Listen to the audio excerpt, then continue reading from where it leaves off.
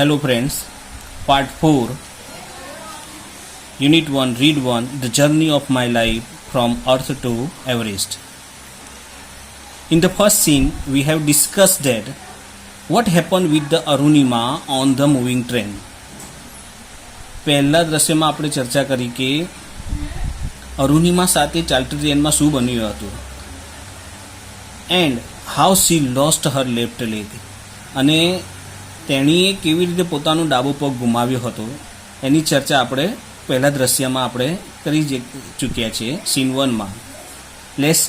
Let's start scene 2. ચાલો આપણે બીજું દ્રશ્ય જોઈએ. I was admitted to AIIMS Delhi on the intervention of the PM. મને દાખલ કરવામાં આવી હતી એમ્સમાં. AIIMS all India institute of medical sciences Delhi ખાતે આવેલા એમ્સમાં મને દાખલ કરવામાં આવી હતી on the intervention of the PM. પીએમના ઇન્ટરવેન્શન, પીએમ એટલે પ્રાઇમ મિનિસ્ટર, વડાપ્રધાન, ઇન્ટરવેન્શન એટલે ઇન્વોલ્વમેન્ટ, ઇન્ટરફિયરન્સ, દરમિયાનગીરી, હસ્તક્ષેપ. પીએમના હસ્તક્ષેપથી, દરમિયાનગીરીથી મને દિલ્હી ખાતે આવેલા એમ્સમાં દાખલ કરવામાં આવી હતી.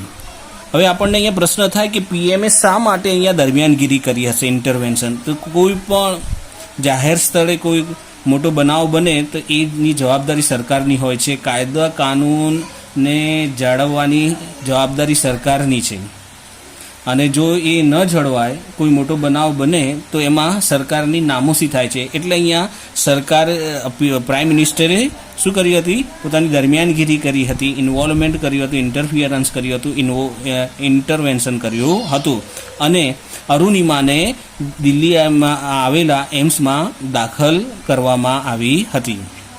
The Union government would bear the entire cost of my treatment. The Union government એટલે કે સેન્ટર ગવર્મેન્ટ, કેન્દ્ર સરકારે would bear means શું થશે? ટોલરેટ, સફર, એન્ડ્યોર, સહન કરવું.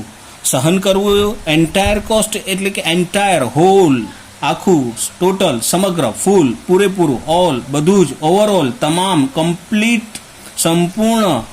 તો ટોટલ કોસ્ટ, એન્ટાયર કોસ્ટ સહન કરવું, ધેટ મીન્સ સમગ્ર ખર્ચો ઉપાડી લીધો હતો અથવા તો સમગ્ર ખર્ચો પૂરો પાડ્યો હતો ઓફ માય ટ્રીટમેન્ટ એટલે કે નર્સિંગ, મારી સારવાર, મારા ઉપચારનો તમામ ખર્ચ સેન્ટર ગવર્મેન્ટ એટલે કે યુનિયન ગવર્મેન્ટે આપ્યું હતું, ઉપાડી લીધું હતું.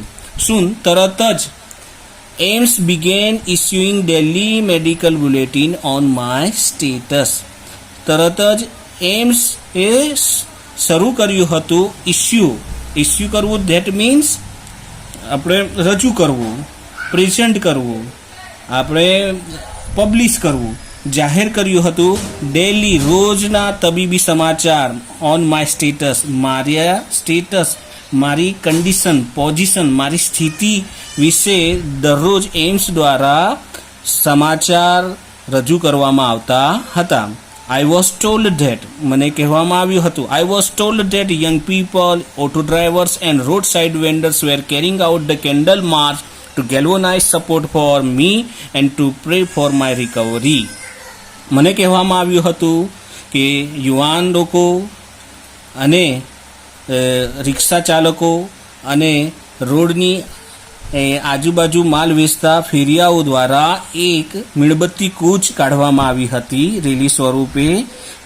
શા માટે કાઢવામાં આવી હતી? ટુ ગેલ્વનાઇઝ સપોર્ટ એટલે કે સ્ટિમ્યુલેટ, એન્કરેજ, એક પ્રોત્સાહન રૂપનું સમર્થન આપવા માટે, અને two pray for my recovery, હું ઝડપથી સાજી થઈ જાઉં એ માટેની પ્રાર્થના માટે એમણે મીણબત્તી કૂચ કાઢી હતી. With the help of the best and latest technology, gradually I started responding to the treatment. With the help of the best and latest technology, શ્રેષ્ઠ અને અત્યાધુનિક તકનીકની મદદથી, gradually, ધીમે ધીમે, step by step, I started responding, હું પ્રતિક્રિયા આપવાનું શરૂ કર્યું હતું મારી સારવારને, એવું અરુણિમા કહે છે. One morning, my brother-in-law, my sister Lakshmi's husband, Sahib, Sahib suddenly asked me, Everest ચઢોગી? એક સવારે મારા બ્રધર ઇન લો, મારા જીજાજી, મારા બનેવી, મારી બહેન લક્ષ્મીના પતિ, એમનું નામ હતું સાહિબ, એમણે સડનલી આકસ્મિક જ આવીને પૂછ્યું. એમણે મજાકમાં પૂછ્યું. શું પૂછ્યું? કે એવરેસ્ટ ચઢોગી? Will you climb the Everest? He had just read an શા માટે એવું પૂછ્યું? કે he had just read an interesting piece of information in the newspaper. એમણે સમાચાર પત્રમાં એક રસપ્રદ માહિતી વાંચી હતી. એ માહિતી કઈ હતી? નો ફિમેલ એમ્પ્યુટી હેડ ઇવર સ્કેલ એવરેસ્ટ. કોઈ પણ ફિમેલ એટલે સ્ત્રી, એમ્પ્યુટી મીન્સ અપંગ, એટલે કે a person whose limbs cut up, કે કોઈ પણ એવો વ્યક્તિ કે જેનો કોઈ અંગ કપાઈ ગયો હોય, અથવા તો હુઝ લિમ્સ રિમૂવ, કે જેનો કોઈ પણ અંગ દૂર કરવામાં આવ્યો હોય, એવી કોઈ પણ અપંગ સ્ત્રી હજુ સુધી કોઈ પણ અપંગ સ્ત્રીએ માઉન્ટ એવરેસ્ટને સર કર્યું ન હતું. એવી માહિતી એમણે ન્યૂઝપેપરમાં વાંચી હતી. I was not amuse entertain, પરંતુ મને એનાથી કોઈ ખુશી થઈ ન હતી. I have lost a leg and you are talking of Mount Everest. હું મારો પગ ગુમાવ્યો છે અને તમે માઉન્ટ એવરેસ્ટની વાત કરો છો, માઉન્ટ એવરેસ્ટને સર કરવાની વાત કરો છો. I started talking to my self. પછી એ દવાખાનામાં જ હતી. આ મજાક થઈ ગયા પછી, આ મજાકનો બનાવ એમના બનેવી સાથે, જીજાજી સાથે, સાહિબ સાથે બન્યા પછી હવે અરુણિમા પોતાની સાથે વાત કરવાનું એણે શરૂ કર્યું. If I could take a shot at Everest and succeed, I would become the first female amputee to hold that record. If I take a shot means try, make an effort. જો હું પ્રયત્ન કરું અને સફળ થઈ જાઉં તો શું કે છે? I would become, હું બની જાઉં the first female amputee, દુનિયાની પ્રથમ અપંગ સ્ત્રી બની જાઉં to hold that record. આ વિક્રમ ધરાવનારી, સ્પેશિયલ એચિવમેન્ટ, એક ખાસ સિદ્ધિ મેળવનારી દુનિયાની પ્રથમ અપંગ સ્ત્રી બની જાઉં, એવું એ વિચારવા લાગી. I thought about it for some time and then I convey to Sahib my willingness to take up the challenge. હું વિચાર્યું થોડા સમય માટે એવું, અને પછી I convey that means inform, માહિતી આપવી, જણાવવું. હું સાહિબને જણાવ્યું મારી વિલિંગનેસ એટલે રેડીનેસ, પ્રિપેર્ડનેસ, ઈચ્છા, તૈયારી દર્શાવી. To take up the challenge, પડકાર ઝીલી લેવાની. To climb up the mount એવરેસ્ટને સર કરવાના પડકારને ઝીલી લેવાની મારી પ્રિપેર્ડનેસ, રેડીનેસ, ઈચ્છા, તૈયારી હું સાહિબને જણાવી દીધી. ઠીક હે, હમ કરેંગે, આઈ સેડ. અરુણિમાએ કહ્યું કે ઠીક હે હમ કરેંગે, એટલે કે Arunima decided to climb the mount Everest સર કરવાનું એને નક્કી કરી લીધું હતું. I now had something to look forward to, a mission, a goal, a reason to dream.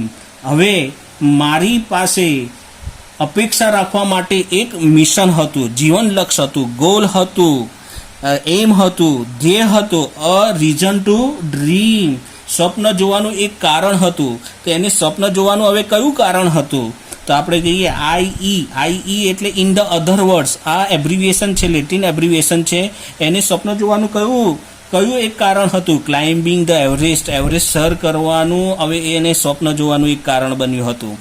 It was not going to be easy, તે કાંઈ સરળ બનવાનું નહોતું. હવે સરળતાથી આ માઉન્ટ એવરેસ્ટને સર કરવાનું કાર્ય સરળતાથી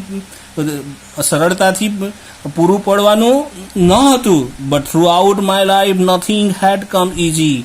અરુણિમા શું કહે છે? પણ મારા સમગ્ર જીવન દરમિયાન કશું જ સરળતાથી મને મળ્યું ન હતું. એટલે કે હવે બધી જ વસ્તુ હું મહેનતથી જ પ્રાપ્ત કરી છે, અને એ જે કઠિન કાર્ય છે હું એ કરીને જ વતાડીશ, એવું એણે ડિસાઇડ કરી લીધું હતું. હવે એને લગતા આપણે કેટલાક પ્રશ્નો જોઈ લઈએ. આ સ્ટેક્સમાંથી કયા પ્રશ્નો પૂછી શકાય છે? Question 1, where was Arunima admitted after her accident? After her accident Arunima was admitted to AIIMS Delhi. એના એક્સિડન્ટ પછી અરુણિમાને દાખલ કરવામાં આવી હતી દિલ્હી ખાતે આવેલા એમ્સમાં. Who were carrying out the candle march why. કોણે કેન્ડલ માર્ચ કાઢી હતી અને શા માટે? Young people, auto drivers and road side vendors were carrying out the candle march why to galvanise support for Arunima and to pray for her recovery.